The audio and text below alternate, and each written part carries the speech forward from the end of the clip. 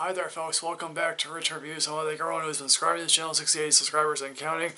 Let's get up to 70, even 80 subscribers folks in the next few weeks. Thank you all for that folks, thank you, you've been so kind. I have liked what you know of the Amanda Knox review.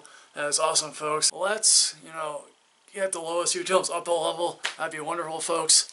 So in the latest of the films that never got a wide release in theaters or never made much money or found their way onto the internet, the next one is Buddymoon. This is directed and co-written by Alex Simmons. I think he's a TV or even a music director, I think, or a commercial television director.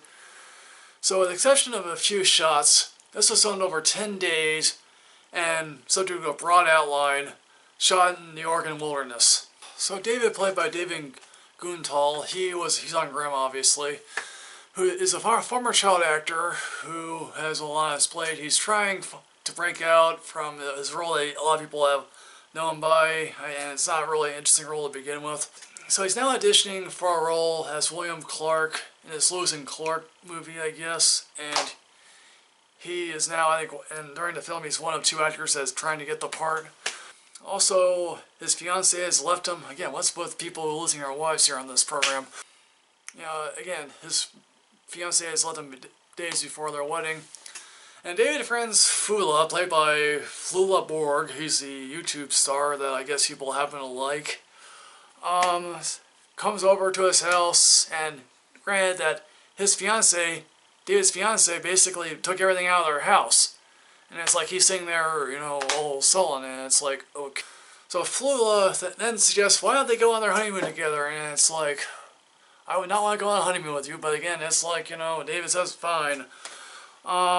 Which is a 7-day trek through the Oregon wilderness.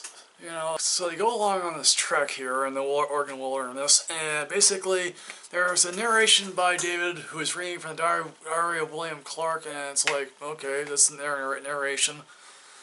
Also, I guess one of the recurring gags is Flula basically misinterprets the American culture, I guess. And basically also, David constantly frets over whether he'll get this part, and it's like, okay, well, there you go.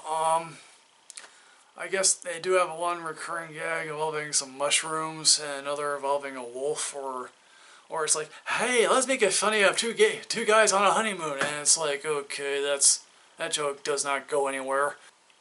The only thing I can say is remotely positive is, hey, look, the scenery is nice.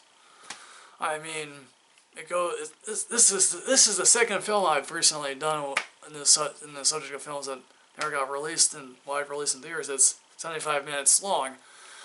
But here's the thing: unlike Five Nights in Maine, the people in Five Nights in Maine had conversations that delve deep into who they are.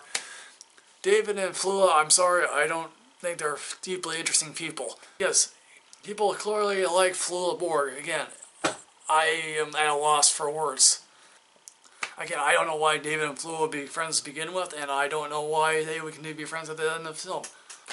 Again, it's like, we do try to get to understand why David's fiancée left him, and it's like, I don't particularly care. So in the end, folks, Buddymoon is 75 minutes of your time that, again, you can waste and not particularly care about anything afterwards, So what I'm going to do is I'm giving this a rating of only see you when you're drunk, and it's like, oh, I'm lost in the fucking woods,